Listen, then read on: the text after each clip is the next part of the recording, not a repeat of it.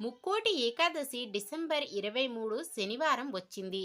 ఆ రోజు తెల్లవారుజాము నుంచి వైష్ణవ ఆలయాల్లో ఉత్తర ద్వార దర్శనం ఉంటుంది. అయితే ఏకాదశి తిథి గడియలు దాటకముందే ఉత్తర ద్వార దర్శనం చేసుకోవడం ఉత్తమం.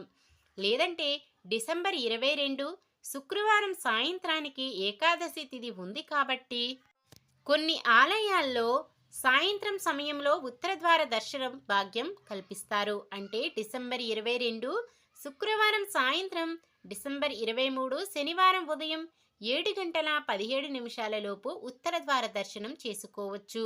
ఏకాదశి ఉపవాసం ఆచరించేవారు మాత్రం డిసెంబర్ 23 శనివారమే నియమాలు పాటించాల్సి ఉంటుంది. ఈ వైకుంఠ ఏకాదశికి ముఖ్యంగా ఉత్తర ద్వార దర్శనం చేసుకోవాలి. కావున టైమింగ్స్ అస్సలు మిస్ కావద్దు. ఈ రోజు ఉత్తర ద్వార దర్శనం చేసుకున్న వారికి వైకుంఠ ప్రాప్తి కలుగుతుంది.